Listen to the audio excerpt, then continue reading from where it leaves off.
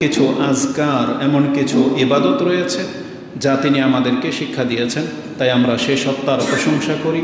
আমরা বলি আলহামদুলিল্লাহ। সালাতু ওয়া সালাম প্রিয় নবী মুহাম্মদুর রাসূলুল্লাহ সাল্লাল্লাহু আলাইহি ওয়াসাল্লামের প্রতি, যার মাধ্যমে আমরা এই কল্যাণকর দিন পেয়েছি, যা সমস্ত দিন থেকে শ্রেষ্ঠ, যেই দিনের মধ্যে রয়েছে স্পষ্টতা, যেই দিনের মাঝে রয়েছে সংশয় থেকে মুক্ত, যেই দিন রাত এবং দিন একই রকম স্পষ্ট, এবং আল্লাহ সুবহানাহু ওয়া তাআলা তার মাধ্যমে আমাদেরকে জানিয়েছেন যে কোনগুলো বাতিল। তো এই বাতিলের মাঝে হক নিয়ে এসেছেন যে রাসূল, আমরা তার উপরে সালাত এবং সালাম পাঠ করি, যিনি সর্বদা আল্লাহ সুবহানাহু ওয়া তাআলার জিকির করতেন। আমরা বলি আল্লাহুম্মা সাল্লি ওয়া সাল্লিম ওয়া বারিক আলা নাবিয়িকা মুহাম্মদ। আমাদের চলমান খুতবার বিষয় হচ্ছে আল্লাহ সুবহানাহু ওয়া তাআলার জিকির কেন্দ্রিক, এবং তার বিশেষ একটা মুহূর্ত হচ্ছে রাতের মুহূর্ত। আর এই রাতের মাঝে একটা বিশেষ মুহূর্ত হচ্ছে বিছানায় যখন আমরা শায়িত হই। কারণ আমাদের সময়গুলো যেই পর্যায়ে কাটে তার একটা স্থায়ী পর্যায় হচ্ছে বিছানা, যেখানে সবাই যায়। বিছানাটা এমন একটা জরুরি বিষয় যেখানে প্রত্যেকের প্রয়োজন পড়ে, এবং আল্লাহ সুবহানাহু ওয়া তাআলা আমাদেরকে মানুষ হিসেবে যে ত্রুটি দিয়ে সৃষ্টি করেছেন, এর জন্য আমাদেরকে বিশ্রাম নিতেই হয়। তাই আল্লাহ রাতকে আমাদের বিশ্রামের জন্য অনুকূলে করে দিয়েছেন। তো বিছানায় আমরা দেখা যাবে যে 24 ঘন্টার 3 ভাগের 1 ভাগ বিছানাতে কাটাই। 6 থেকে 8 ঘন্টা সেখানে আমরা অবস্থান করি এবং নির্জনতার সাথে অবস্থান করি। সেখানে কোনো ব্যস্ততা থাকে না, শুধুমাত্র আমাদের অন্তর আর জবান দিয়ে জিকির করার মতো একটা ইবাদত শুধু চালু থাকে। এবং এই বিছানায় জিকির করার গুরুত্ব সম্পর্কে বহু কিছু বর্ণিত হয়েছে, যেটা আমরা বিগত 3টা খুতবায় আলোচনা করেছি। হয়তো আপনারা সেগুলো জানেন না। তার একটা হাদিস হচ্ছে, যখন কোনো ব্যক্তি বিছানায় পবিত্র অবস্থায় আল্লাহর জিকির করতে করতে ঘুমায়, তার মর্যাদা সম্পর্কে একটি হাদিস আপনাদের কাছে উল্লেখ করি। সেটা হচ্ছে যে রাসূলুল্লাহ সাল্লাল্লাহু আলাইহি ওয়াসাল্লাম তিনি বলেন, মা মিন মুসলিমিন ইয়াবিতু আলা যিকরিল্লাহি তাহিরান ফায়াতাআররা মিনাল লাইলি ইয়াসআলুল্লাহা খায়রাম মিনাল আমরিদ দুনিয়া ওয়াল আখিরাহ ইল্লা আতাহু ইয়াহু।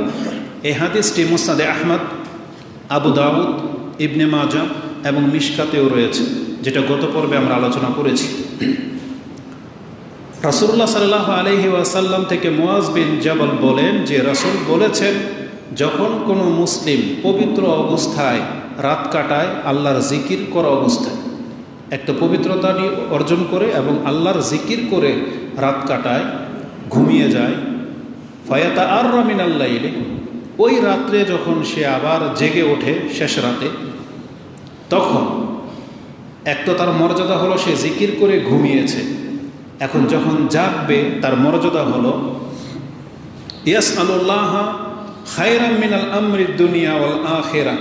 ওই মধ্যরাতে যখন সে সজাগ হবে, এখন তার মর্যাদা এমন, সে আল্লাহর কাছে দুনিয়া এবং পরকালের যে কোনো কল্যাণ যদি চায়, আল্লাহ তাকে তা দিয়ে দেবেন। মানে ইল্লা আতাহু ইয়া, এটা হচ্ছে রাতের জিকির করে ঘুমানোর মর্যাদা।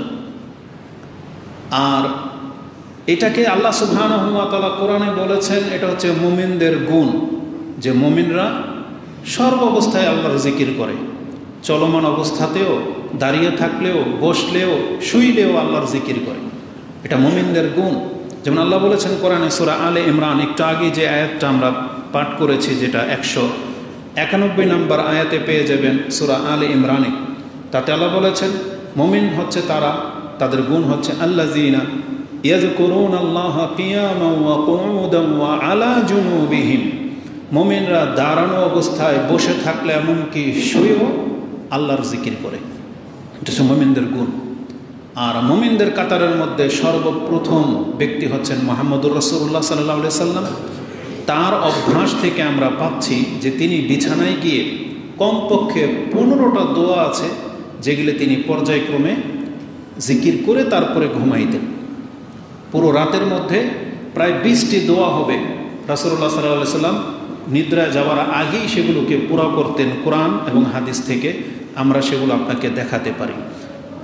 এতটা গুরুত্বপূর্ণ। কিন্তু দেখা যাবে দুর্ভাগ্যবশত আমাদের মুসলিমদের মধ্যে এই স্বভাব যার লোক খুব কম আছে, যারা হয়তো জানে যে হ্যাঁ বিছানার জিকির আজকার আছে, কিন্তু তার 20-30 বছর পার হয়ে যাচ্ছে, সে কোনো দিন একটা দোয়া মুখস্থ করার ইচ্ছাও করে নাই, আর কোনো দিন চেষ্টাও করে নাই যে আমি একটা দুইটা করে মুখস্থ করতে করতে সবগুলো দোয়া আমি আয়ত্ত করব এবং পরে প্রতি রাতে আমল করব। আপনার জীবনে খালি একদিন মুখস্থ করে নেন, তারপর দিন থেকে আমল করেন, এটা আপনাকে মরার পর্যন্ত আপনার ব্রেনে থেকে যাবে। কারণ যেই জিনিস প্রতিদিন পাঠ করবেন সেটা আর কোনো দিন আপনি ভুলবেন না। এই জন্য কষ্ট করে একটা একটা করে মুখস্থ করার চেষ্টা করবেন।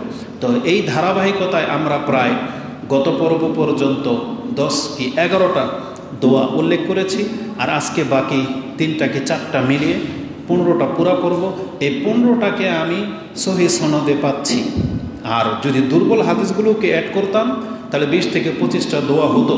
তো যেহেতু সেগুলোর বর্ণনা দুর্বল, এজন্য ওগুলো অনেক চমৎকার বর্ণনা হওয়া সত্ত্বেও আমি সেগুলো আপনাদের কাছে বর্ণনা করতেছি না। যেগুলো আপনি হেজনুল মুসলিম, ইমাম নববী রাহিমাহুল্লাহর আল আজকার, তারপরে উনসুবি জিকিরিল্লাহ, আরবি আরেকটা কিতাব রয়েছে মিশকাতে, রিয়াদুস সালিহিনে, এমনকি দোয়ার কিতাব যারা লিখেছেন, আরেকটা কিতাব লিখেছেন যিনি মারা গেছেন ডক্টর আবদুল্লাহ জাহাঙ্গীর, উনিও লিখেছেন। তো এই কিতাবগুলোর মধ্যে হাসান সনদ বলে কিছু দোয়া নিয়ে আসা হয়েছে, কিন্তু তাহাকে করে দেখা যাবে যে এগুলো দুর্বল মূলত। তা আমি সেগুলোকে স্কিপ করেছি। 15টা দোয়া অন্তত অথেন্টিক বর্ণনাতে আসছে। আপনি যদি 15টা আয়ত্ত করতে পারেন, আমি মনে করি একটা আমলের জন্য এটা যথেষ্ট, বিছানার জন্য। তো কী ছিল সেই দোয়াগুলো? এই পর্যায়ে যেহেতু এখনও সব লোক আসেনি, এই বর্তমান পরিস্থিতিতে আমি কেন জিকিরের বিষয়গুলো বেছে নিয়েছি বা এই আমলগত বিষয়গুলো, সেটা একটু পরে বলবো। কারণ যদিও আজকে আমাদের বিষয় হওয়া উচিত ছিল জিহাদ নিয়ে, বিষয় উচিত ছিল রাষ্ট্রকে কিভাবে আপনি ইসলামীকরণ করবেন, কিভাবে এই দেশ থেকে অমুসলিমদেরকে আপনি বিতাড়িত করবেন, এগুলো নিয়ে হওয়া উচিত ছিল। কিন্তু আমরা কেন ওগুলো নিয়ে বক্তব্য করতে পারি না বা করব না, এটা ওই দ্বিতীয় খুতবায় যখন দাঁড়াবো তখন আপনাকে বলবো। আগে সব লোকগুলো আসুক তারপর। তো আজকে এই জিকির নিয়ে কথা বলার মতো একটা বিষয় বেছে নিয়েছি। ইতিপূর্বে এই 3জনকে উঠান, ওই যে 3জন কথা বলতেছে, কাদের বাচ্চা এগুলো? সামনে আসো, এই 3জনকে 3 জায়গায় বসান। এই এদিকে এসো।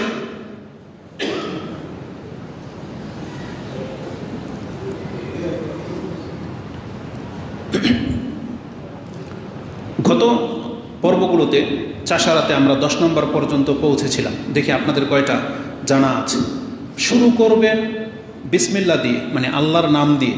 এই মর্মে ইমাম মুসলিম একটা হাদিসে এই কথা উল্লেখ করেছেন যে বিছানায় যখন যাবে তাকে আল্লাহর নাম নিয়ে শুরু করা উচিত। যেমন ইমাম মুসলিম রাহিমাহুল্লাহ তিনি তার কিতাব দোয়ার অধ্যায়ে 6785 একটা হাদিসে উল্লেখ করেছেন, عن أبي هريرة أن رسول الله صلى الله عليه وسلم قال إذا آوى أحدكم إلى فراشه فليأخذ داخلة إزاره فلينفض بها فراشه وليسم الله فإنه لا يعلم ما خلفه بعده على فراشه। রাসূলুল্লাহ সাল্লাল্লাহু আলাইহি ওয়াসাল্লাম বলেছেন, তোমরা যখন কেউ বিছানায় শুইতে আসবা তখন তার লুঙ্গি দিয়ে বিছানাটাকে ঝেড়ে নাও। এটা আমাদেরকে বলা হয়েছে, বিছানাটাকে লুঙ্গি দিয়ে ঝেড়ে নেওয়ার জন্য। কেন? কারণ রাসূল বলেছেন, তুমি যখন বিছানা ছেড়েছিলা, এই বিছানাতে তোমার পরে কি পতিত হয়েছে তুমি সেটা জানো না। এই জন্য প্রত্যেকের উচিত তার কাপড় দিয়ে বেদাখিলাতি বলা হয়েছে, মানে ভিতরের কাপড় মানে লুঙ্গি দিয়ে আপনি এটাকে ঝেড়ে নেবেন। এবং বলা হয়েছে ওয়ালিউসাম্মিল্লাহ, এবং সে যেন বিসমিল্লাহ বলে। তাহলে এই বিসমিল্লাহটা মূলত কিভাবে বলবেন, এখানে বিসমিল্লাহর সাথে অনেকগুলো বাক্য জড়িত আছে, তাই আমরা এই বিসমিল্লাহ দিয়ে শুরু করেছিলাম। প্রথম দোয়া ছিল আপনি বলবেন আল্লাহুম্মা বিসমিকা আমুতু ওয়া আহিয়া, আল্লাহুম্মা বিসমিকা আমুতু ওয়া আহিয়া, এটা প্রথম দোয়া, এটা বুখারী মুসলিমে আছে। দ্বিতীয় বাক্য হচ্ছে আল্লাহুম্মা বিসমিকা আহিয়া ও বিসমিকা আমুত, এটা মুসলিমের শব্দ, এটা একটা দোয়া। দ্বিতীয় বাক্য হচ্ছে বিসমিল্লাহ দিয়ে, বিসমিল্লাহ ওয়াদাতু জামবি আল্লাহুম্মা গফিরলি জামবি, আল্লাহ তোমার নাম নিয়ে আমার পার্শ্বকে বিছানায় রাখলাম, তুমি আমার পাপকে মাফ করে দাও। এটা ওয়াগফিরলি জামবি ওয়াখশি শায়তানি ফুক্কা রিহানি, এবং তুমি আমাকে শয়তানের খপ্পর থেকে, অনিষ্ট থেকে এবং এর পাকড়াও থেকে আমাকে মুক্ত করো। ওয়াজআলনি ফি নাদিয়িল আলা, এবং আপনি আমাকে উচ্চ সম্মানিত ব্যক্তিদের অন্তর্ভুক্ত করুন। এটা আবু দাউদে আছে, যেটা আপনি 50-54 পেয়ে যাবেন। এটা হচ্ছে বিসমিল্লাহ শব্দের সাথে দ্বিতীয় বাক্য। তৃতীয় বাক্য হচ্ছে বিসমিল্লাহর সাথে বিসমিকা রব্বি ওয়াদাতু জামবি ওয়াবিকা আরফাউহু, এটা বুখারী মুসলিমের শব্দ। ওটার সাথে রিলেটেড কিছুটা কাছাকাছি, যে আল্লাহ তোমার নাম নিয়ে আমি আমার পার্শ্বকে রাখলাম বিছানায়, অবিকা আরফাউহু, আর তোমার নাম নিয়ে আমার আত্মাটাকে এখন তোমার দিকে ঠেলে দিলাম। ইন আমসাকতা নাফসি ফাগফির লাহা, এখন আমার আত্মাকে যদি তুমি ধরে রাখো তাহলে মাফ করে দিও, মানে আজকে যদি রাত্রে আমি মরে যাই তাহলে আমার আত্মাটাকে তুমি মাফ করে দিও। ওয়াইন আরসালতাহা, আর যদি তুমি ছেড়ে দাও আবার কালকের জন্য, তাহলে ফাহফাজহা, আমার আত্মাটাকে হেফাজত করো। কীভাবে? ফাহফাজহা বিমা তাহফাজু বিহি ইবাদুকা সালিহিন, তোমার সৎ বান্দাদেরকে তুমি যেভাবে হেফাজত করে থাকো, যে তারা যেভাবে কালকে মুমিন ছিল আজকেও মুমিন, তার পরের দিনও মুমিন, এভাবে হেফাজত করতে করতে তাদের মৃত্যু পর্যন্ত তাদেরকে ঈমান ইসলামের উপরে বাঁচিয়ে রেখেছিলা, তাহলে আমাকেও ঈমান ইসলামের উপরে তুমি বাঁচিয়ে রাখো। এটা আপনি শোয়ার সময় বলবেন। এটা হচ্ছে বিসমিল্লাহর সাথে 3টা দোয়া। চতুর্থ, আপনি আল্লাহর শুকরিয়া আদায় করতে পারেন, যেহেতু সারাদিন আপনি অনেক নেয়ামতের মাঝে ছিলেন। এই জন্য ইমাম তিরমিজি, আবু দাউদে শব্দগুলো রয়েছে, যেটা আমরা প্রথম বক্তব্যে উল্লেখ করেছি, যে আপনি বলতে হইতো আলহামদুলিল্লাহিল্লাযী আতামানি ওয়া সাকানি ওয়া কাফানি ওয়া আওয়ানি ওয়া কাম মিম্মান লা কাফিয়া লাহু ওয়া লা মুইয়া, যে আমি সমস্ত প্রশংসা সে আল্লাহর জন্য করতেছি, যিনি আজকে আমাকে সারাদিন খাইয়েছেন, পান করিয়েছেন, আমার জন্য যথেষ্ট হয়েছিল। ও কাফানি, মানে আমাকে হেফাজতের দিক থেকে যথেষ্ট ছিল তিনি। ও আওয়ানি, এবং তিনি আজকে আমাকে রাত যাপন করার মতো আশ্রয়ও দিলেন। ও কাম মিম্মান লা কাফিয়া লাহু ওয়া লা মুইয়া, পৃথিবীতে কত সৃষ্টি আছে, কত মানুষ আছে যাদের কোনো আশ্রয়স্থল নাই, আর তারা নিরাপত্তার মধ্যেও নাই, তাদের নিরাপত্তা দেওয়ার মতন কেউ নাই, আশ্রয় দেওয়ার মতো কেউ নাই। আল্লাহ তুমি আমাকে দিয়েছ, এই জন্য আপনি আল্লাহর প্রশংসা করুন। তাহলে বিসমিল্লাহ দিয়ে শুরু করার পরে 4 নম্বরে আমরা বলেছিলাম আপনি আল্লাহর প্রশংসা করবেন। 5 নম্বর দোয়া যেটা ছিল, যে এটা ছোট্ট একটা দোয়া, ওটা নামাজের পরেও বলার প্রমাণ আছে। সেটা হচ্ছে আল্লাহুম্মা কিনি আযাবাকা ইয়াউমা তাবআস ইবাদাকা, আল্লাহ তুমি আমাকে মুক্ত করে দিও যেই দিন তোমার বান্দাদের তুমি হিসাব নেবে, মানে বিচারের মাঠে তুমি আমাকে ছেড়ে দিও। আল্লাহুম্মা কিনি আযাবাকা, তোমার আযাব থেকে আমাকে মুক্ত রাখো। ইয়াউমা তাবআস ইবাদাকা, যেই দিন তোমার বান্দাদের ইয়াবাস মানে উঠাবে বিচারের মাঠে, আও তাজমা জমা করবা, মানে হাসরের মাঠের কথা আছে। ছোট্ট একটা বাক্য, এটা হচ্ছে 5 নম্বরে রাখবেন। 6 নম্বরে এবার কোরআনের দিকে ফিরে আসেন, যেটা হাদিসের বাক্যগুলো ছোট ছোট, এই জন্য এটা প্রথমে বলে নিলাম। 6 নম্বর আপনি কোরআন থেকে নিতে পারেন আয়াতুল কুরসি। আর আয়াতুল কুরসি পাঠ করলে এটা সবাই জানেন, বুখারী এবং মুসলিমে আছে। হাদিসের ভাষা কি? যেই ব্যক্তি ঘুমানোর সময় ইজা আওয়াইতা বা ইজা আখাযা মাজ্জাক ইকরা ইকরা আয়াতুল কুরসি, তুমি যখন বিছানায় আসবা তখন তুমি আয়াতুল কুরসি পড়বা। আয়াতুল কুরসি পাঠ করলে কি হবে? শয়তান নিজে বলেছে আল্লাহর পক্ষ থেকে একজন হেফাজতকারী ফেরেশতা সকাল পর্যন্ত তোমার সাথেই থাকবে, আর শয়তান সকাল হওয়া পর্যন্ত তোমার কাছে আসতে পারবে না। তাহলে আয়াতুল কুরসির এটা একটা বড় ফজিলত, যে আপনি বিছানায় যদি আয়াতুল কুরসি পড়েন তাহলে আপনার কাছে শয়তান সকাল হওয়া পর্যন্ত আসতে পারবে না। কোরআন থেকে দ্বিতীয় আমল, সেটা হচ্ছে আপনি পড়বেন সূরা কাফিরুন, কুল ইয়া আইয়ুহাল কাফিরুন। এই সূরা কাফিরুন পড়বেন, তাতে কি হবে? তাতে আপনাকে বলা হয়েছে যে আপনি শিরক থেকে মুক্ত থাকতে পারবেন। রাসূলুল্লাহ সাল্লাল্লাহু আলাইহি সাল্লাম বলেছেন যে আপনি ফজিলতটা বলে দিই, যে মান আওয়া ইলা ফিরাশিহি ফাকালা ফাকারা কুল ইয়া আইয়ুহাল কাফিরুন ফাইন্নাহা বারিয়াতুম মিনাশ শিরক। তোমাদের কেউ যখন বিছানায় আসবে সে যেন কুল ইয়া আইয়ুহাল কাফিরুন এই সূরাটা পড়ে। এটা হচ্ছে শিরক থেকে মুক্তিকারী, মানে তোমাকে শিরক থেকে মুক্ত রাখবে এই সূরা। তাহলে 7 নম্বরে এটা পড়বেন। 8 নম্বরে আমরা পাচ্ছি সূরা ইখলাস, ফালাক, নাস। এই তিনটাকে আমি একটা গণনা করতেছি, কারণ এই তিনটা একসাথে রাসূলুল্লাহ সাল্লাল্লাহু আলাইহি সাল্লাম পড়তেন। একবার পড়ে তারপর হাতের মধ্যে এভাবে থুতু দিবেন, মানে ফু না, এবার ফু না, অনেকে ফু দেয় না, এটা হচ্ছে নাফাসাত। নাফাসাত মানে থুতকার, যেটা থু মানে যেটার সাথে লালা কিছুটা থুতু বেরোবে, এটা হচ্ছে জারফুক। ফু জারফুক না, যেমন কিছু ঠান্ডা করার জন্য আপনি যে ফু দেন এটা না। জারফুক মানে হচ্ছে থুতকার, যে নাফাসাত, যেটা জাদুকররা গিরাতে ফুৎকার দেয়। তো জারফুকের সাথে থুতুর সম্পর্ক আছে।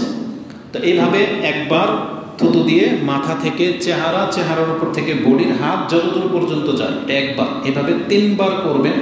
এটা বুখারী মুসলিমের হাদিসে আছে। তাহলে এটা হচ্ছে 8 নম্বর দোয়া বিছানায়। 9 নম্বরে, তার মানে কোরআন থেকে 3টা পেলাম, আয়াতুল কুরসি, কাফিরুন, ফালাক, নাস, ইখলাস। 9 নম্বরে আপনি হাদিসে ফিরে আসেন, তাতে একটা দোয়া আছে, কমন দোয়া। এখানে একটা আলোচনা করেছিলাম, ওই যে দোয়া লা ইলাহা ইল্লাল্লাহু ওয়াহদাহু লা শারীকা লাহু লাহুল মুলকু ওয়া লাহুল হামদু ওয়া হুয়া আলা কুল্লি শাইইন কাদির। এটার সাথে 5টা বাক্য জোড়া দিবেন, কি ওয়ালা হাওলা ওয়ালা কুওয়াতা ইল্লা বিল্লাহ, সুবহানাল্লাহি ওয়াল হামদুলিল্লাহি ওয়া লা ইলাহা ইল্লাল্লাহু আল্লাহু আকবার। ওই লা হাওলা ওয়ালা কুওয়াতা ইল্লা বিল্লাহ চাইলে শেষও আনতে পারেন, প্রথমে আনতে পারেন, যেভাবে আপনি পড়েন না কেন, যেভাবে স্মরণ হবে এভাবে। লা ইলাহা ইল্লাল্লাহু ওয়াহদাহু লা শারীকা লাহু, এটা বলার পরে এই 5টা বাক্য বলবেন। তাহলে বলা হয়েছে আপনার পাপ যদি সমুদ্রের ফেনারাশির মতো হয় তাও আল্লাহ মাফ করে দিবেন। তো এটা 9 নম্বরে আমরা আলোচনা করেছি। 10 নম্বরে যেটা আপনি বলবেন সেটা হচ্ছে যে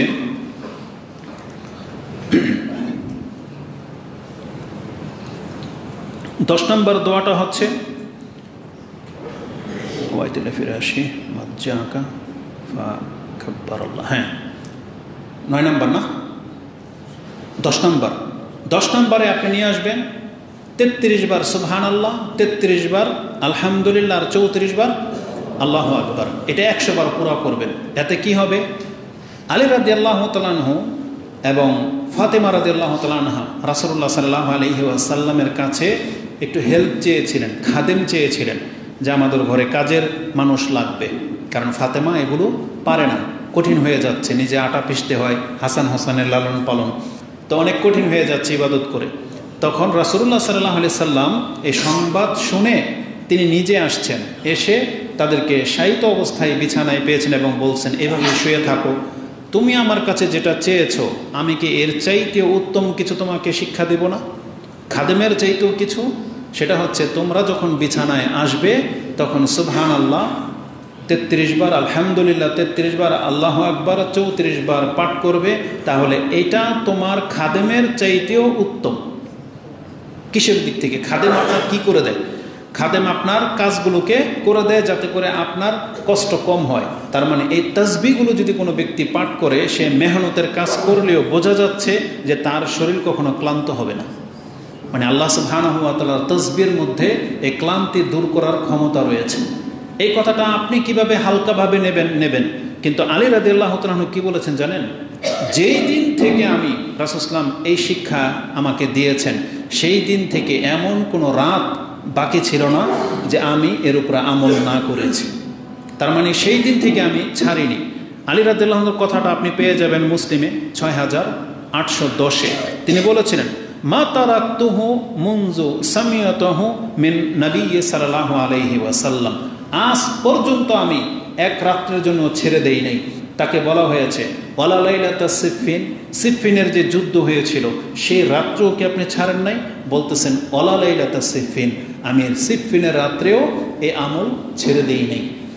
তার মানে এতটা গুরুত্বের সাথে তারা করেছেন। তাহলে এই 10টা আমরা এখানে পাচ্ছি। 11 নম্বরে আমরা বলেছিলাম যে আপনি আল্লাহ সুবহানাহু ওয়া তাআলার কাছে বলবেন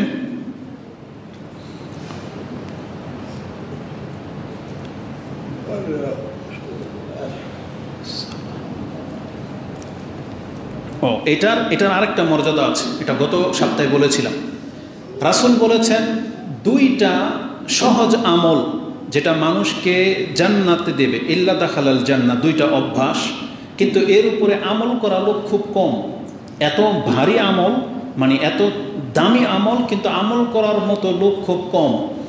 জিজ্ঞাসা করা হয়েছে, ইয়া রাসূলুল্লাহ, এটা কি এমন আমল যেটা আমরা সক্ষম না অথচ সহজ? রাসূল বলেছিলেন প্রত্যেক নামাজের সালাম ফিরানোর পর 10 বার সুবহানাল্লাহ, 10 বার আলহামদুলিল্লাহ, 10 বার আল্লাহু আকবার বলা। তাহলে জবান দিয়ে হবে 30 বার, 5 ওয়াক্ত হবে 150 বার, আর মিজানের পাল্লায় লেখা হবে 1500 বার। মানে কেউ যদি 10 বার করে অন্তত নামাজের পরে পরে, আপনার তো জানেন 33 বার, তাই না? ওটা একটা বর্ণনায় আসছে, 25 বারের কথা এক বর্ণনায় আসছে, 11 বারের কথা এক বর্ণনায় আসছে, 10 বারের কথা এক বর্ণনায় আসছে। তার মানে আপনার যদি এতই ব্যস্ততা থাকে, অন্তত 10 বার করে তো আপনি 30 বার পুরো করা উচিত। করলে কি হবে? মিজানের পাল্লায় রাখা হবে 1500 বার। বুঝেন, এটা সবচেয়ে ভারী বাটকা। আর রাতে এই আমলটাই রাসূল বলেছেন 33 বার সুবহানাল্লাহ, 33 বার আলহামদুলিল্লাহ, 34 বার আল্লাহু আকবার, মিলিয়ে কয়বার হইল? 100 বার। মিজানের পাল্লায় রাখা হবে 1000 বার। তার মানে সারা দিনে আপনি আল্লাহর তাসবিহাতগুলো অন্তত পক্ষে 250 বার আপনার জবান দিয়ে উচ্চারিত হওয়াটা খুব সহজ। 5 ওয়াক্ত নামাজে 150 বার, আর শোয়ার সময় 100 বার। এই 250 বার একটা মুসলিমের জবান দিয়ে উচ্চারণ হওয়াটা একেবারে সহজ, কিন্তু মিজানের পাল্লায় রাখা হবে কতবার? 2500 বার। এবং রাসূল বলেছেন তোমাদের মধ্যে কে আছো যে সারাদিন 2500 পাপ করেছ? তার মানে বোঝা যাচ্ছে যে যেহেতু 2500 পাপের কথা বলেছেন, তার মানে এই 2500 তাসবিহ, মানে 250 বার পড়লে আপনার 2500 পাপ মাফ। এটা হচ্ছে এত সহজ আমল, কিন্তু যেটা আমরা ছেড়ে দিয়ে বসে আছি। তাহলে এই দোয়াগুলো গত পর্বে আমরা আলোচনা করেছিলাম। এবার আসুন আপনি আজকের খুতবা আমরা এখান থেকে শুরু করি। তাহলে 11 নম্বর গেল। 12 নম্বরে আপনি যেটা পড়বেন সেটা হচ্ছে রাসূলুল্লাহ সাল্লাল্লাহু আলাইহি সাল্লাম বলেছেন, আল্লাহুম্মা খালাকতা নাফসি ওয়া আনতা তাওয়াফাহা। আল্লাহ, তুমি আমাকে সৃষ্টি করেছো এবং তুমি আমার মৃত্যু দিয়ে থাকো। লাকা মামাতুহা ওয়া মাহিয়াহা, তোমার নাম নিয়ে আমরা মরি, আবার তোমার নাম নিয়েই বা তোমার জন্যই মরি এবং তোমার জন্যই আবার জীবিত হই। ইন আহিয়াইতাহা, ওই কথাগুলো আবার রিপিট আসছে, যদি তুমি আমাকে আজকে বাঁচিয়ে দাও, ফাহফাজহা, আমাকে হেফাজত করো। ওয়া ইন আমাত্তাহা ফাগফির লাহা, আর যদি আমাকে মেরে দাও তাহলে তুমি আমাকে কি করো? ক্ষমা করো। তারপরে আপনি সাথে সাথে বলবেন আল্লাহুম্মা ইন্নী আসআলুকাল আফিয়া, আল্লাহ আমি তোমার কাছে সার্বিক নিরাপত্তা চাচ্ছি। আফিয়া মানে মুক্তি চাচ্ছি, সুস্থতা চাচ্ছি, বিপদ থেকে নাজাত চাচ্ছি, মানে হচ্ছে আফিয়া। আফিয়া মানে হচ্ছে সার্বিক নিরাপত্তা বা অসুস্থতা থেকে মুক্তি, বিপদ আপদ থেকে মুক্তি, সব কিছু থেকে মুক্তি আপনি চাচ্ছেন, যে আল্লাহুম্মা ইন্নী আসআলুকাল আফিয়া। এই হাদিসটি ইমাম মুসলিম কোট করেছেন, 6781-তে পেয়ে যাবেন। এই দোয়াটা আব্দুল্লাহ ইবনে ওমর এক ব্যক্তিকে, তাবিকে শিক্ষা দিচ্ছিলেন। তখন ওই ব্যক্তি আব্দুল্লাহ ইবনে ওমর রাদিয়াল্লাহু তাআলা আনহুকে জিজ্ঞাসা করেছেন, আসামিয়াতা মিন ওমর, আপনি কি এই দোয়াটা আপনার বাবার কাছ থেকে শিখেছেন? মানে ওমর বলেছে আপনাকে এই দোয়া? তার জবাবে আব্দুল্লাহ ইবনে ওমর বলতেছেন, ক্বালা মিন খাইরিম মিন ওমর মিন রাসূলিল্লাহি সাল্লাল্লাহু আলাইহি সাল্লাম, এটা আমি ওমর থেকে না, বরং ওমর থেকে যিনি শ্রেষ্ঠ রাসূলুল্লাহ সাল্লাল্লাহু আলাইহি সাল্লামের কাছ থেকে আমি শিখেছি এই দোয়া। বুঝলেন, তার মানে এটা রাসূল আমাকে শিখিয়েছেন। এটা আমরা 12 নম্বরে পেলাম। 13 নম্বরে আপনি পড়তে পারেন আল্লাহুম্মা আনতা আউয়ালু ফালাইসা কাবলাকা শাই, এই দোয়াটা। আবু হুরায়রা রাদিয়াল্লাহু তাআলা তিনি বলেন, ক্বালা কানা রাসূলুল্লাহি সাল্লাল্লাহু আলাইহি ওয়াসাল্লাম ইয়ামুরুনা ইযা আখাযা আহাদুনা মাজ্জাহু, আমরা যখন বিছানায় যেতাম তিনি আমাদেরকে আদেশ করেছেন। আরেক বর্ণনা আসছে আওসানা, আমাদেরকে ওসিয়ত করেছেন যে আমরা যখন বিছানায় যাব এই দোয়াটা যেন আমরা অবশ্যই পড়ি। সেটা কি? আল্লাহুম্মা রাব্বাস সামাওয়াতি সাবঈ ওয়াল আরদি ওয়া রাব্বাল আরশিল আযীম, হে আল্লাহ তুমি 7 আকাশ জমিন এবং আরশে আজিমের প্রতিপালক। আল্লাহুম্মা রাব্বাস সামাওয়াতি ওয়া রাব্বাল আরদি ওয়া রাব্বাল আরশিল আযীম, রাব্বানা ওয়া রাব্বা কুল্লা শাই, তুমি আমাদের রব এবং সব কিছুর রব। রব্বানা ওয়া রাব্বা কুল্লা শাইইন ফালিকিল হাব্বি ওয়ান নাওয়া, তুমি বিচি এবং দানাকে বিদীর্ণ করে থাকো, মানে মুর্দাকে জিন্দা করে থাকো। ফালিকিল হাব্বি ওয়ান নাওয়া, হাব হচ্ছে ওই যে সরিষার দানা, মানে গোল এক পিস, আর নাওয়া হচ্ছে বিচি, ধান, গম। গম দেখবেন যে মাঝখানে একটা ফাটা থাকে, খেজুরের বিচি দেখছেন না, মাঝখানে একটা ফাটা। আর একটা হচ্ছে নাওয়া, হচ্ছে যে একবারে গোল, হাব্বা, মানে কোনো ফাটা ফোটা নেই, একবারে গোল। সরিষার বিচি, পালং শাক, লাল শাকের বিচি, এগুলোতে কোনো ফাটল নাই, একবারে গোল। তো ফালিকিল হাব্বি ওয়ান নাওয়া, এই বিচি এবং দানাকে বিদীর্ণ করার ক্ষমতা কার? আল্লাহর। মানে আপনি স্বীকার করতেছেন। মুনজিলাত তাওরাত ওয়াল ইনজিল ওয়াল ফুরকান, আরেকবার আসছে ওয়াল কোরআন, মানে আপনি তাওরাত নাজিলকারী, ইনজিল নাজিলকারী এবং কোরআন নাজিল করেছেন। আউযু বিকা মিন শাররি কুল্লি যী শার, আমি সব কিছুর অনিষ্ট থেকে আপনার কাছে আশ্রয় চাচ্ছি। আনতা আখিযুন বিনাসিয়াতিহি, কারণ সব কিছু আপনার কর্তৃত্ব। এই যে খারাপ অনিষ্টগুলো অনিষ্ট করতে পারে, এটা কার কর্তৃক? আল্লাহ কর্তৃক। মানে আপনার সন্ধ্যাবেলা কোনো একটা ক্ষতি হয়ে গেল, জাদুটোনা লেগে যায়, কেউ আপনাকে ক্ষতি করে দিল, বদনজর লেগে যায়, সাপে বিষে যে আপনার যে ক্ষতি হয়, চুরি করার কারণে, ডাকাতি করার কারণে আপনার যে ক্ষতি হয়, এই ক্ষতিটা মূলত আল্লাহর হাতে রয়েছে। মানে এটার প্রতিক্রিয়াটা, এই ক্ষমতাটা আল্লাহই সৃষ্টি করেছেন। এই জন্য আপনি আল্লাহকে বলতেছেন, আল্লাহ সব কিছুকে যেহেতু তুমি নিয়ন্ত্রণ করো, এটা আমি স্বীকার করতেছি, তাই তোমার কাছে আমি সব কিছুর অনিষ্ট থেকে আশ্রয় চাচ্ছি। এটা হলো দোয়া। এরপরে আপনি আল্লাহর প্রশংসা করবেন কি বলে? আল্লাহুম্মা আনতাল আউয়ালু ফালাইসা ক্বাবলাকা শাই, আল্লাহ তুমি প্রথম ছিলা, তোমার আগে আর কিছু নাই। ওয়া আনতাল আখিরু ফালাইসা বাদাকা শাই, আর তুমি শেষ, তোমার পরে আর কিছু নাই। ওয়া আনতা যাহিরু ফালাইসা ফাওকাকা শাই, তুমি প্রকাশ্য, তোমার পরে আর কিছু প্রকাশের আর কোনো কেউ মানে ক্ষমতার প্রয়োগ করতে পারে না। ওয়া আনতাল বাতিনু ফালাইসা দুনাকা শাই, আর তুমি হচ্ছ অগোচরের সব কিছুর খবর রাখো, তোমার অগোচরে আর কিছু নাই। মানে এমন কিছু নাই যেটা আল্লাহ সুবহানাহু ওয়া তাআলার কাছে স্পষ্ট না, বা আল্লাহ সুবহানাহু ওয়া তাআলা থেকে অগোচরও কোনো কিছু নাই। এটা প্রকাশ করলেন, বা এইভাবে আপনি প্রশংসা করবেন। তারপরে আপনি বলবেন ইকদি আন্না দাইনা ওয়া আগনিনি মিনাল ফাকর, আল্লাহ তুমি যেহেতু সব কিছু, তুমি আমার ঋণকে মুক্ত করে দাও। তাহলে যারা ঋণী তাদের জন্য দোয়াটা মুখস্থ করা অত্যন্ত জরুরি, যে বিছানায় আপনি বলবেন আল্লাহুম্মা আগনিনি মিনাল ফাকর, আমাকে আপনি গরিবী থেকে ধনী করে দেন। আর প্রথম শব্দটা হচ্ছে আকদি আন্নিদ্দাইনা বা আন্নাদ্দাইনা, বহু বচন হলে আকদি আন্নিদ্দাইন, আল্লাহ তুমি আমার ঋণকে পরিশোধ করে দাও। ও আগনিনি মিনাল ফাকর, আর আমাকে গরিবী থেকে তুমি সচ্ছলতা করে দাও। এই হাদিস ইমাম মুসলিম কোট করেছেন 6782, আবু দাউদে আছে 5051, তিরমিজিতে আছে 3400, হিজনুল মুসলিমে 107 নম্বর হাদিস, মিশকাতে আপনি 2408 পেয়ে যাবেন। এক বর্ণনায় এটাও বলা হয়েছে যে আনাবি হুরায়রা কালা ফা তাসআলুহু খাদিমাতান, এক বর্ণনায় এটাও আছে যে ফাতেমা রাদিয়াল্লাহু তাআলা আনহা রাসূল সাল্লাল্লাহু আলাইহি ওয়াসাল্লামের কাছে ওই খাদেমা চাইতে এসেছিলেন, যেমন তিনি তাসবিহ শিক্ষা দিয়েছেন। আরেক বর্ণনায় আসছে তিনি এই দোয়াটা শিক্ষা দিয়েছিলেন।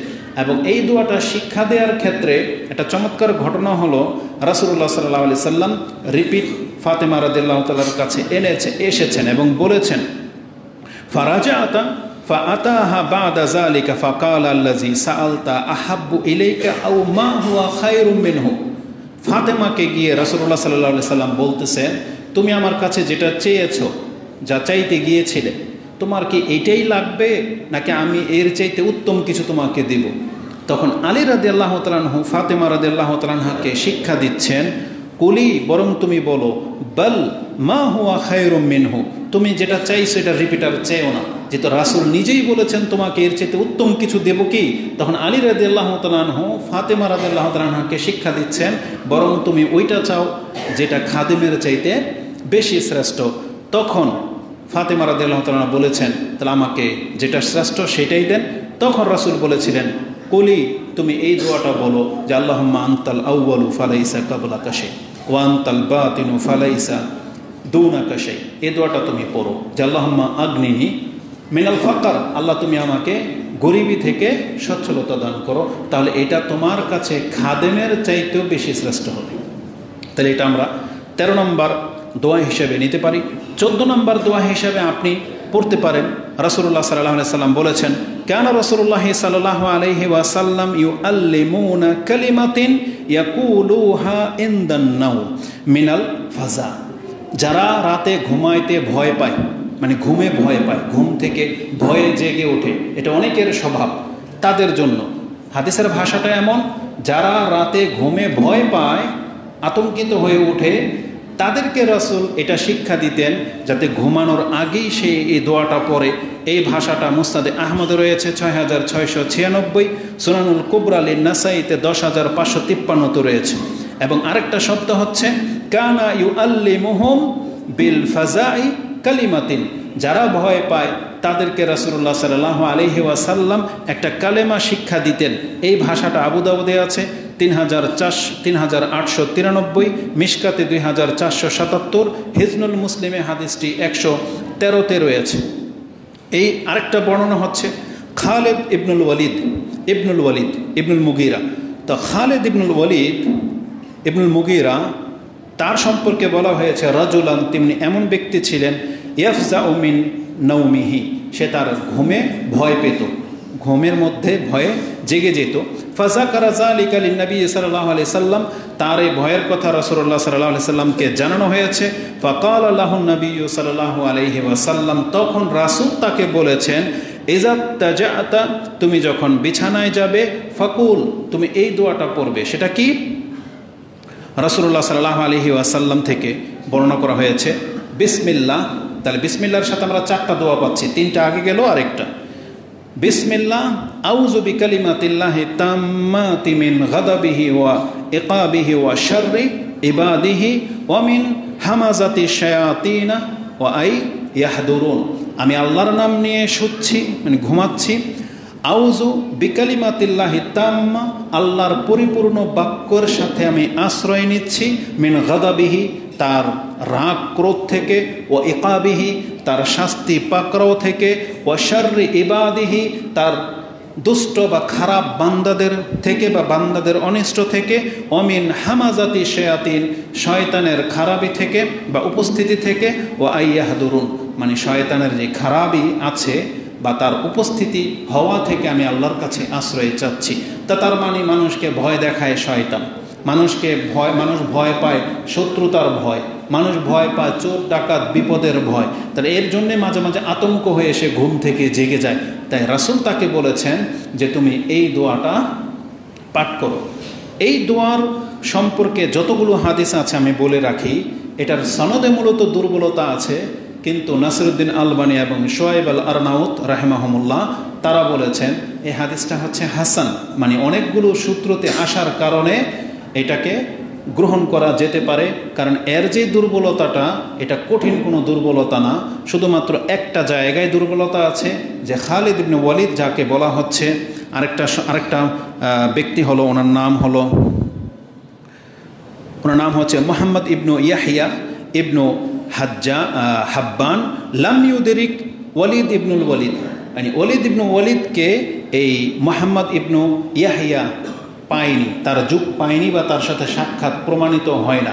তবে এখানে যতগুলো ব্যক্তির নাম আছে সবাই সত্যবাদী এবং তারা বুখারী মুসলিমের রাবী, মানে বুখারী মুসলিমে যাদের মাধ্যমে হাদিসগুলো আসছে এই হাদিসটাও তাদের মাধ্যমে আসছে, কিন্তু মাঝখানে একটা গ্যাপ আছে, কিন্তু এই গ্যাপটার পরেও তারা বলেছেন এই হাদিসটা গ্রহণ করা যেতে পারে।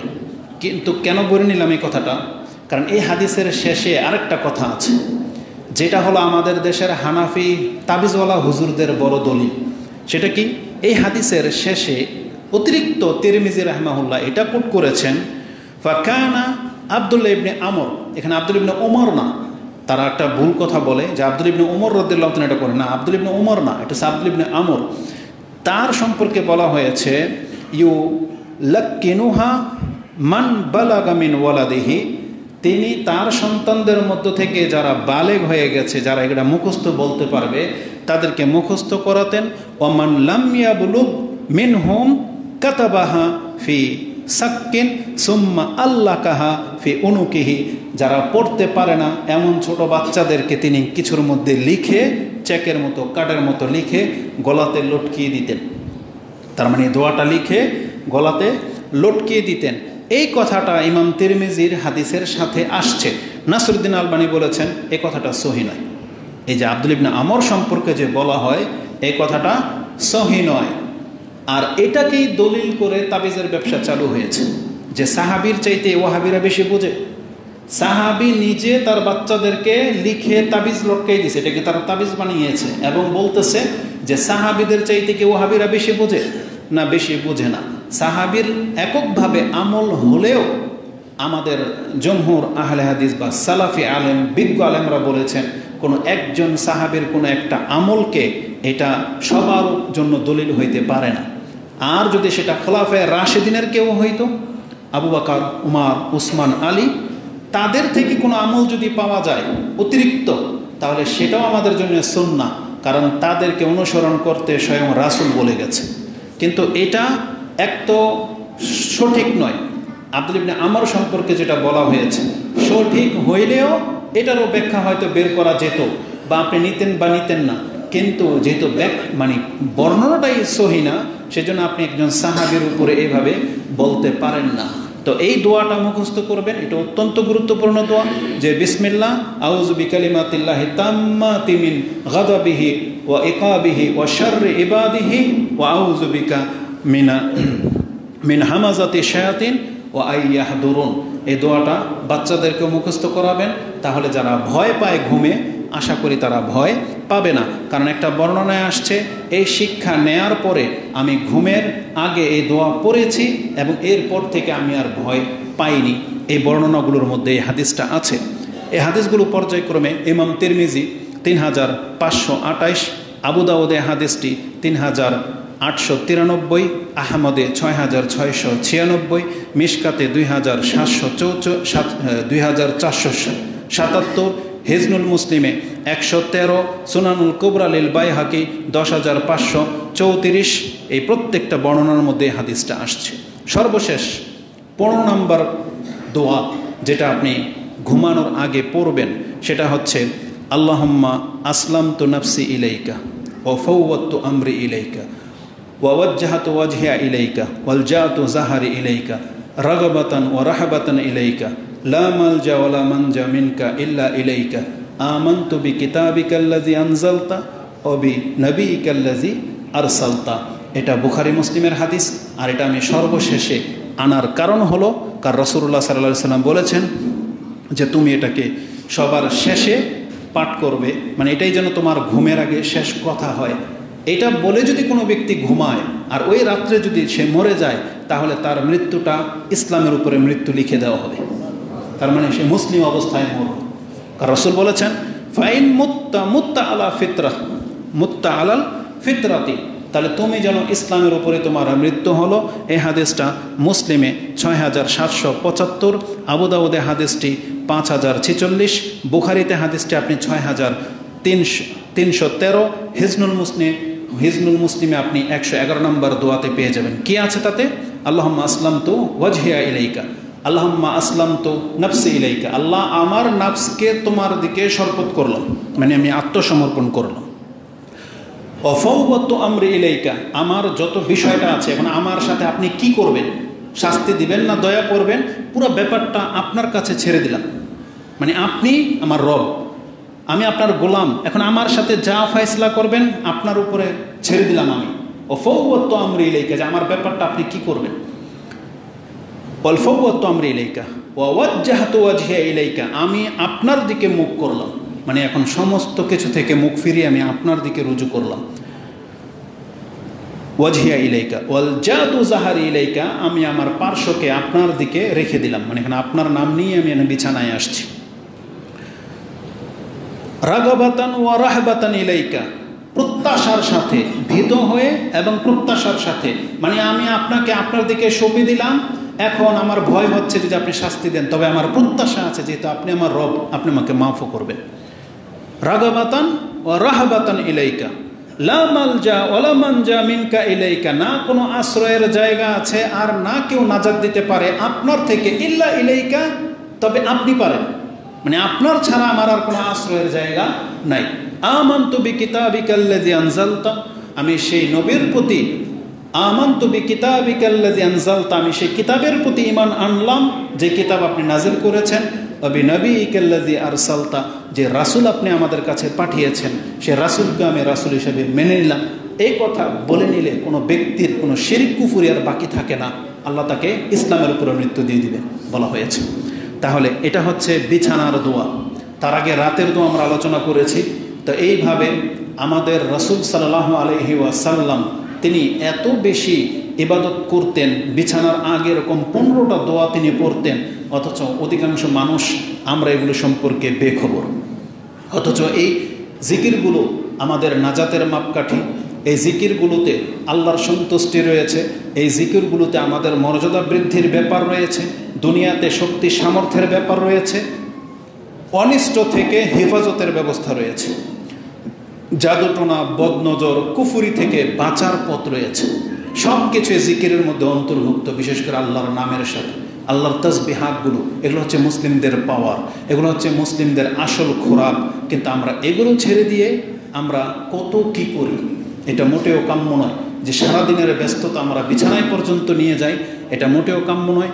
আমি আমার জন্য এবং আপনাদের জন্য আল্লাহর কাছে তৌফিক কামনা করতেছি। আল্লাহ তুমি আমাদেরকে এগুলো শিখে এগুলোর উপর আমল করার তৌফিক দান করো। আকুলু লিকাউলি হাযা আস্তাগফিরুল্লাহ লি ওয়া লাকুম ওয়া লিসাইরিল মুসলিমিন ফাস্তাগফিরু ইন্নাহু হুয়াল গফুরুর রহিম।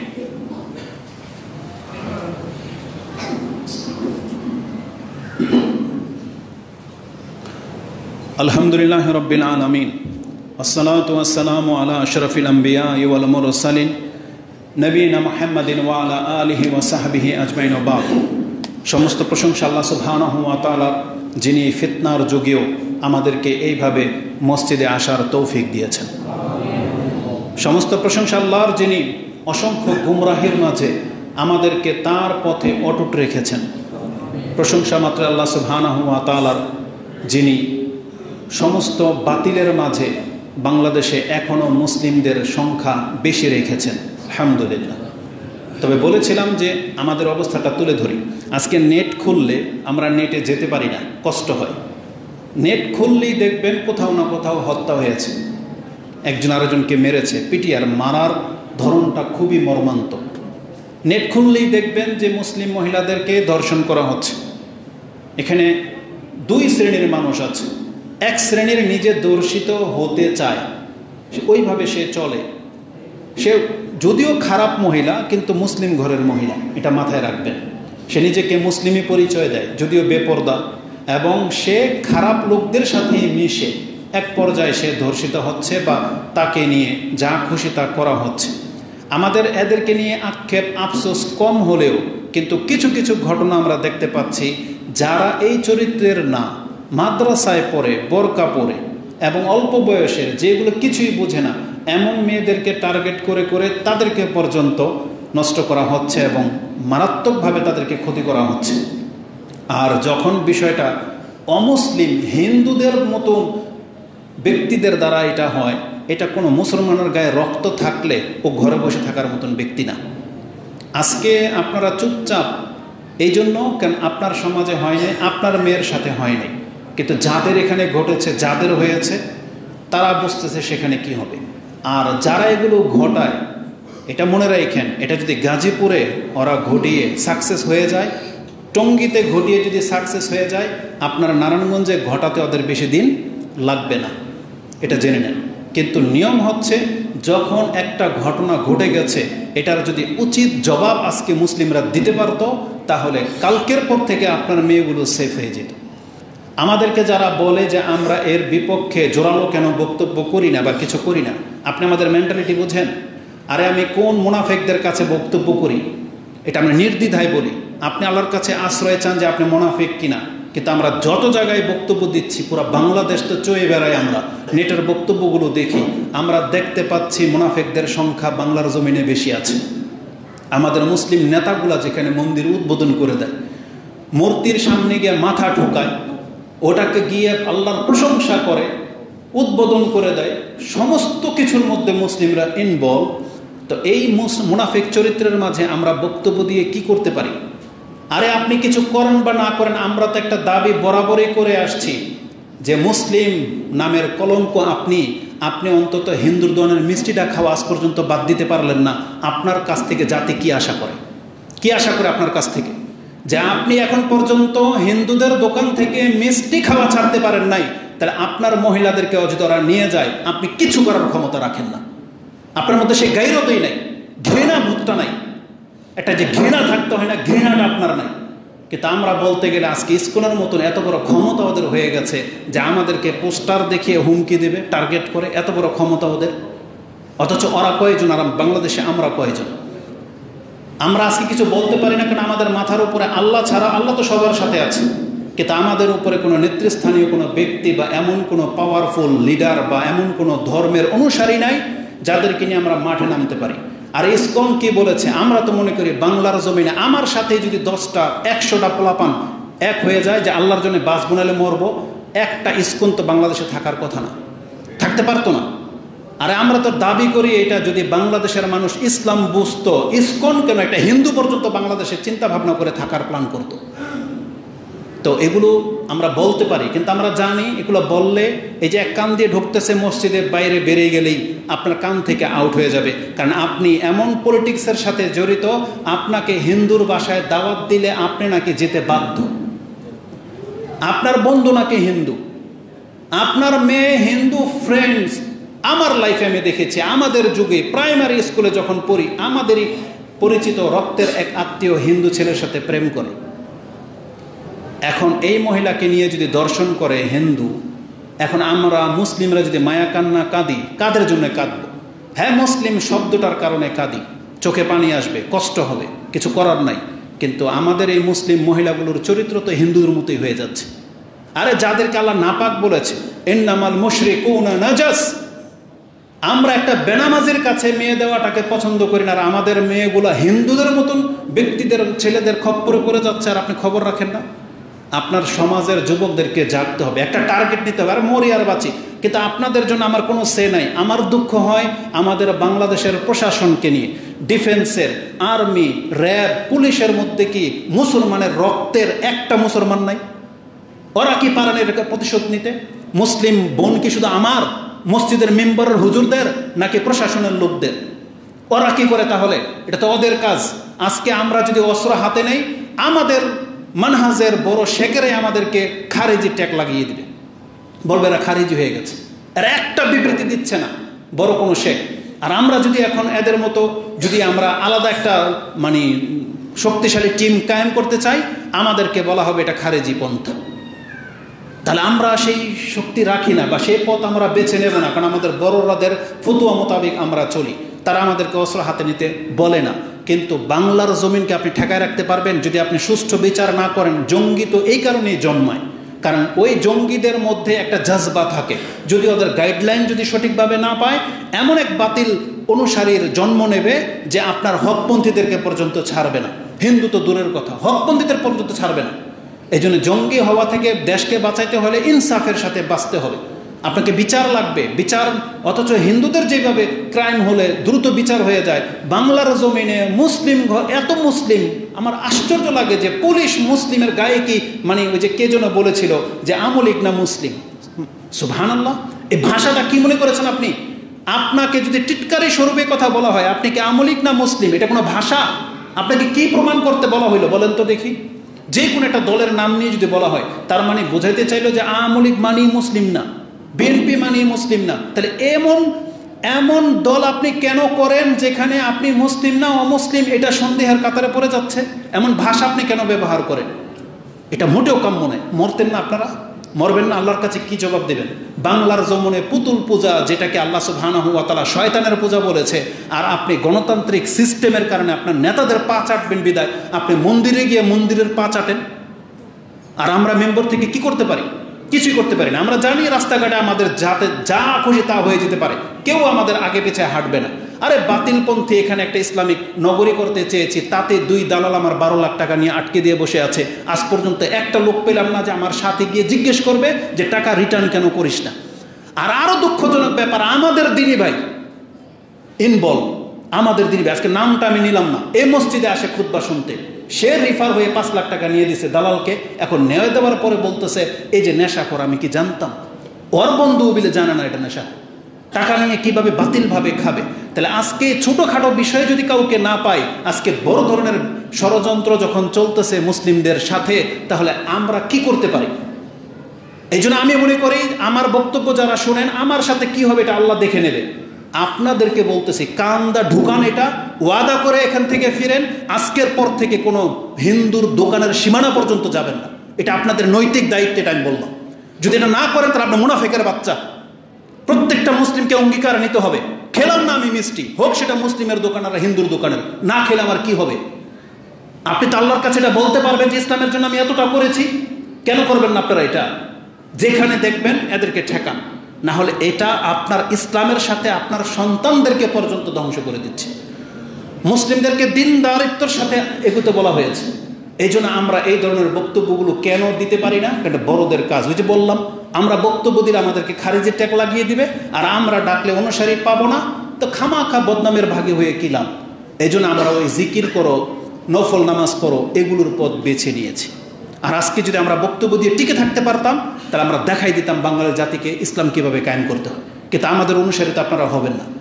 আপনারা মুখে বলেন শুধু মুসলিম ইসলামিক রাষ্ট্র কায়েম করতে চাই, কিন্তু সেই রিস্ক, যে পদক্ষেপটা নেওয়া দরকার, যেটা সাহাবায়ে কেরামরা নিয়েছিল, এই রক্ত এখন পর্যন্ত বাংলার জমিনে জন্মায়নি। তবে আমরা আল্লাহর কাছে ক্ষমা চাচ্ছি, আল্লাহ তুমি আমাদেরকে এবং আমাদের যুবকদেরকে মাফ করে দাও, এবং আমাদেরকে তুমি হিতাহিত জ্ঞান দান করো। সত্যিই যদি বাংলার জমিনে কোনোদিন ইসলাম প্রতিষ্ঠা করার মতন কোনো ব্যাপার থাকে আল্লাহ, তাহলে আমাদেরকে তাতে অংশ নেওয়ার তৌফিক দান করো।